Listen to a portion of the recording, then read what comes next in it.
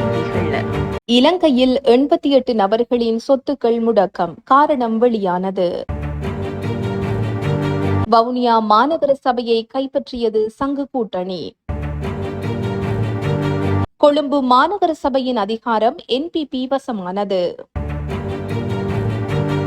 உலகை ஆட்டம் காண வைக்கும் ஈரான், உச்சம் தொடும் எரிபொருள் விலை. யாழ்ப்பாணம் உள்ளிட்ட சில பகுதிகளை சேர்ந்தவர்களுக்கு அவசர எச்சரிக்கை.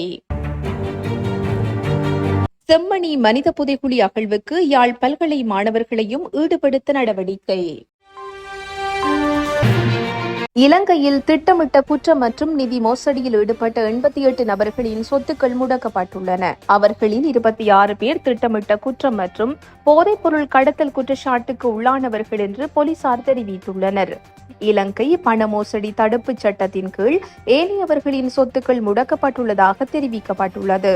நிலம், வீடுகள், வங்கிக் கணக்குகள், வாகனங்கள், நகைகள், வணிக வளாகங்கள் மற்றும் வயல்கள் ஆகியவை முடக்கப்பட்ட சொத்துக்களில் அடங்கும் என்று தெரிவிக்கப்பட்டுள்ளது. வவுனியா மாநகர சபையில் ஒரு வாக்கு வித்தியாசத்தில் ஜனநாயக தமிழ் தேசிய கூட்டணியைச் சேர்ந்த சுந்தரலிங்கம் காண்டீபன் முதல்வராக தெரிவு செய்யப்பட்டுள்ளார். அத்துடன் அந்த கூட்டணியைச் சேர்ந்த ஜனநாயக தேசிய கூட்டணி உறுப்பினர் பரமேஸ்வரன் கார்த்தீபன் பிரதி முதல்வராக தெரிவு செய்யப்பட்டுள்ளார். வவுனியா மாநகர சபைக்கான முதல்வர் பிரதி முதல்வர் தெரிவு வடக்கு மாகாண உள்ளூராட்சி ஆணையாளர் தேவநந்தினி தலைமையில் வவுனியா மாநகர சபையின் ஒன்று கூடல் மண்டபத்தில் இன்று காலை நடைபெற்றது. இதன்போது முதல்வர் தெரிவு மற்றும் பிரதி முதல்வர் தெரிவுகள் பகிரங்க வாக்களிப்பின் மூலம் நடத்தப்பட்டது. அந்த வகையில் சங்கு கூட்டணியின் சார்பாக போட்டியிட்ட காண்டீபனுக்கு ஆதரவாக 11 வாக்குகளும், தேசிய மக்கள் சக்தி சார்பில் போட்டியிட்ட சிவசோதி சிவசங்கருக்கு 10 வாக்குகளும் கிடைக்கப்பெற்றன.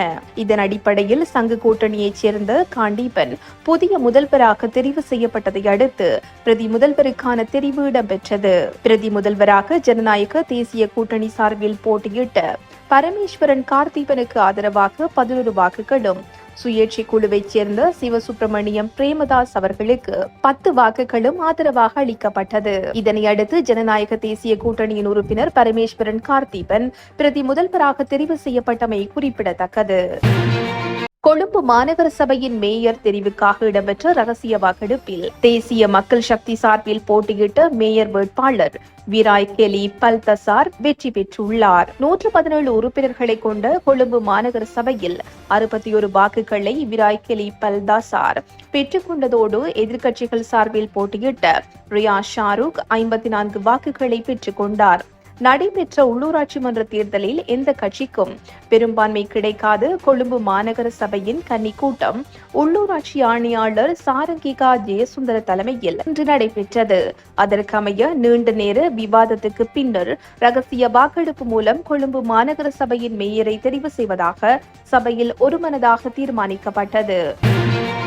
மத்திய கிழக்கில் போர் நிலைமை தொடர்ந்தால் உலக சந்தையில் மசகு எண்ணெயின் விலை மேலும் அதிகரிக்கக்கூடும் என்று பேராதனை பல்கலைக்கழகத்தின் பொருளாதார மற்றும் புள்ளியியல் துறையின் பேராசிரியர் வசந்த அத்துக்கோரளை எச்சரித்துள்ளார். இது நாட்டின் பொருளாதாரத்தையும் பாதிக்கக்கூடும் என பேராசிரியர் வசந்த அத்துக்கோரள குறிப்பிட்டுள்ளார். மத்திய கிழக்கு பகுதியில் ஸ்டேல் ஈரான் இடையே கடும் மோதல் ஏற்பட்டுள்ளது.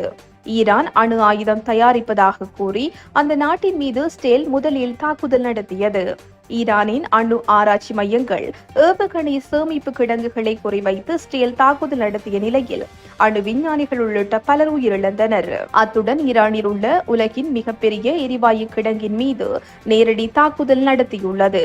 குறித்த தாக்குதல் மூலம் தினசரி 1.2 கோடி கனமீட்டர் எரிவாயு உற்பத்தி தற்காலிகமாக நிறுத்தப்பட்டுள்ளது. ஸ்டேலின் தாக்குதலுக்கு பதிலடியாக ஈரான் ஏவுகணைகளை வீசி கடும் தாக்குதல் நடத்தியது. இதில் ஸ்டேலின் ராணுவ மையங்கள், விமானப்படை தளங்களை குறிவைத்து தாக்குதல் நடத்தப்பட்டது. புத்தளம் முதல் மன்னார் காங்கேசன்துறை வழியாக முல்லைத்தீவு வரையிலான கடற்கரையோர பகுதிகளுக்கு இன்று பிற்பகல் 2:30 மணி வரையில் பலத்த காற்றுடன் கடல் கொந்தளிப்பாக இருக்கும் என வளிமண்டலவியல் திணைக்களம் விடுத்துள்ள சிவப்பு எச்சரிக்கையில் தெரிவிக்கப்பட்டுள்ளது. வளிமண்டலவியல் திணைக்களம் இன்று வெளியிட்டுள்ள அறிக்கையில் இந்த விடயம் தெரிவிக்கப்பட்டுள்ளது. தென்மேற்கு பருவமழையின் தாக்கம் காரணமாக குறித்த கடற்பரப்புகளில் காற்றின் வேகம் சில நேரங்களில் சுமார் 60 முதல் 70 கிலோமீட்டர் வேகத்தில் வீசக்கூடும் என தெரிவிக்கப்பட்டுள்ளது. இதேவேளை கடற்பரப்புகள் சில நேரங்களில் மிகவும் கொந்தளிப்பாக காணப்படும் என்றும் தெரிவிக்கப்பட்டுள்ளது. இதனால் மறு அறிவித்தல் வரை கடல்சார் மற்றும் மீன்பிடி நடவடிக்கைகளில் இந்த பகுதிகளில் ஈடுபட வேண்டாம் என அறிவுறுத்தப்பட்டுள்ளது. மேலும் இது தொடர்பாக வளிமண்டலவியல் திணைக்களத்தினால் வெளியிடப்படும் எதிர்கால அறிவிப்புகளுக்கு அமைய மீன்பிடி மற்றும் கடல்சார் நடவடிக்கைகளில் ஈடுபடுமாறும் அறிவுறுத்தப்பட்டுள்ளது. யாழ்ப்பாணம் செம்மணி மனித புதைக்குழியில் 2ஆம் கட்ட அகழ்வு பணிகளில் யாழ்ப்பாணம் பல்கலைக்கழக தொல்லியல் துறை மாணவர்களையும் ஈடுபடுத்த நடவடிக்கை எடுக்கப்பட்டுள்ளது. செம்மணி சிந்துபாத்தி இந்து மயான பகுதியில் மனித புதைக்குழி காணப்படும் நிலையில் முதல் கட்ட அகழ்வு பணிகளில் 19 மனித எலும்பு கூடுகள் மீட்கப்பட்டுள்ளன. அந்நிலையில் 2ஆம் கட்ட அகழ்வு பணிகளை 45 நாட்களுக்கு மேற்கொள்ள யாழ் நீதவான் நீதிமன்றம் அனுமதி அளித்துள்ளது. அவற்றுக்கான நிதி ஒதுக்கீடுகள் கிடைக்கப் பெற்றதும் எதிர்வரும் 26ஆம் தேதி முதல் 2ஆம் கட்ட அகழ்வு பணிகள் முன்னெடுக்கப்படும் என எதிர்பார்க்கப்படுகிறது. 2ஆம் கட்ட அகழ்வு பணிகளில் யாழ்ப்பாண பல்கலைக்கழக தொல்லியல் துறை மாணவர்களையும் ஈடுபடுத்தும் முகமாக அதற்கான அனுமதியை வழங்க வேண்டும் என சட்ட வைத்திய அதிகாரியினால் யாழ்ப்பாண பல்கலைக்கழகத்திடம் உத்தியோகபூர்வமாக கோரிக்கை விடுக்கப்பட்டுள்ளது. இத்துடன் இன்றைய பிரதான செய்திகள் நிறைவு பெறுகின்றன. உச்சி மீது வானிடிந்து வீழுகின்ற போதிலும்